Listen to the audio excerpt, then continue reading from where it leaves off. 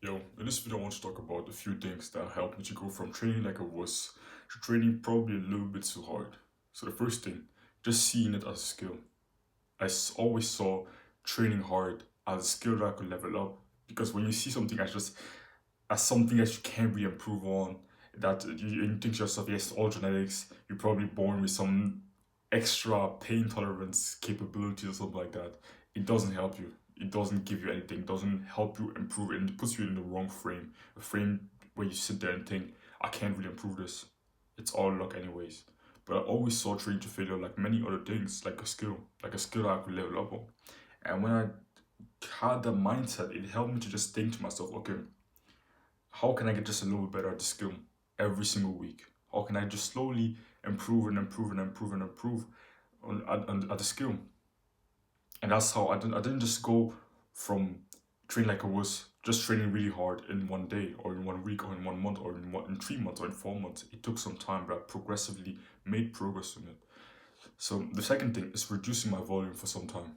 So I remember over a year ago, I literally reduced my volume to literally one set per exercise, five exercises per session, one set. So 5 sets per session, around 2 sets per muscle group per week. And I didn't plan to do that for the long term, but in the short run, it really helped me to really focus on my intensity because the volume was so low on every single exercise. I knew I just had one set, and I had to really try to make the most out of that singular set. So that's why just reduced my volume just for a few months. I did that for like 2 months of doing just one set per exercise, and it really helped me. And then I added one set, I did 2 sets per exercise, and I stayed there for like almost a year. Almost a year, I just did 2 sets per exercises, not more.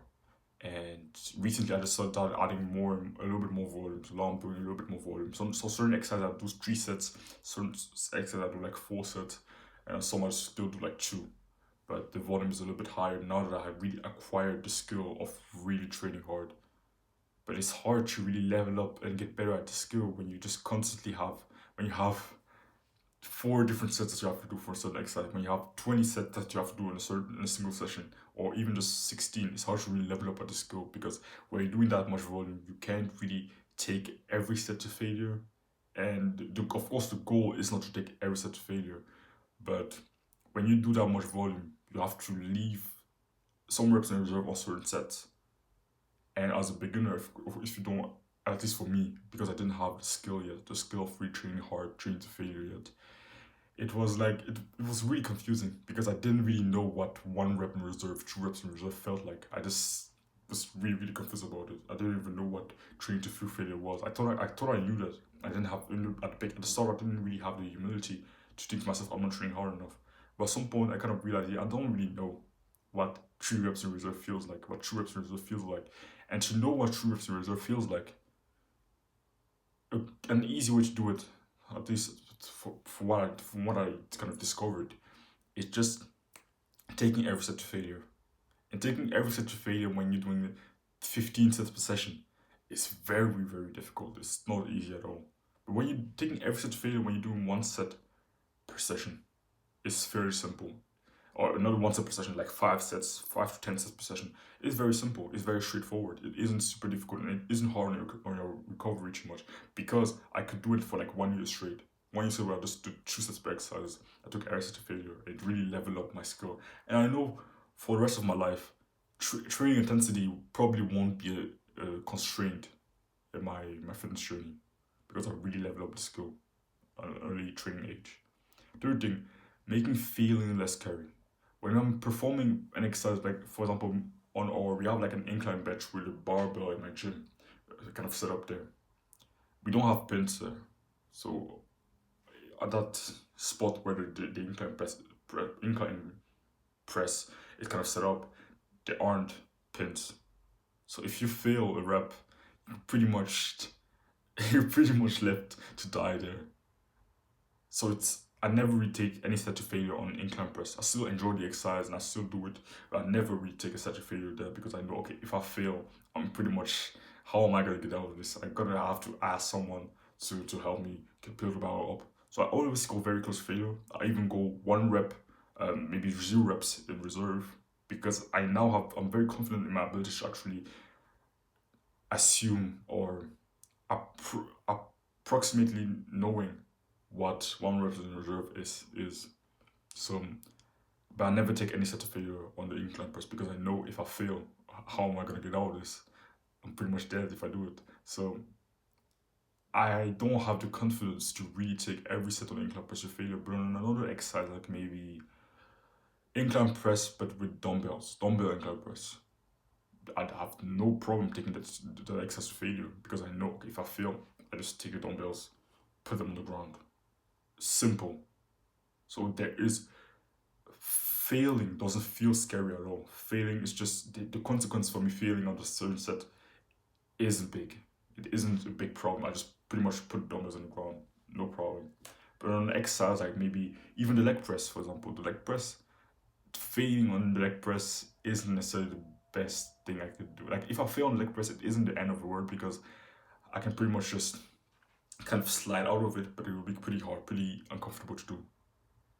So often, just making failing an exercise less scary drastically helps. Like maybe doing the squatting with the pins, with safety pins, squatting with the safety pins, or having a spotter with you on bench press, for example. Bench press is another example. If you don't have safety pins on bench press, it's pretty scary to actually fail on that. So making failing less scary can actually help. I still do exercises where failing isn't really an option. Like for example, the leg press, I could fail, but wouldn't be so convenient for me to fail on leg press, or maybe the incline press. For example, the incline press, I could set it up differently and then put the safety pins there, but I just can't be bothered. I still do those exercises because they're really effective, but I just make sure I don't go to total failure on them because the consequence of failing is a lot higher than on other exercises. And good technique, make sure you keep good technique. That's pretty much like thing. Really make sure my technique stays the same towards the end of the set. So pretty much like the cues that I give on every single video that I make: slow eccentric, pause it at the stretch position, pause at the end of the eccentric, and if fast concentric, explosive, and really going through a full range of motion, really going deep on every exercise. For example, today I had a leg day, and on every single exercise, like for example, the first exercise I did was the leg press. I went super deep on the leg press to the point where my calves were hugging my hamstrings at the bottom. And I took a pause there, then I exploded up. That's what I do with every single exercise that I perform. And it really helped me feel my muscle action, but I make sure that the technique stays the same, even when the exercise becomes super difficult, even when it becomes pretty uncomfortable, even when the muscle is burning. I still make sure my technique stays the same. But I go slow on the eccentric, I'll take a pause at the end of the eccentric, I really go through a full range of motion and stretch the muscle as much as possible before exploding up. So yeah, that was pretty much it. Hope this video helps you in any way and helps you actually train harder. And yeah, if you want more help from me and you're interested in building your dream physique and you want my help with it, then just click the first link in the description. Don't worry from comfort, chase it.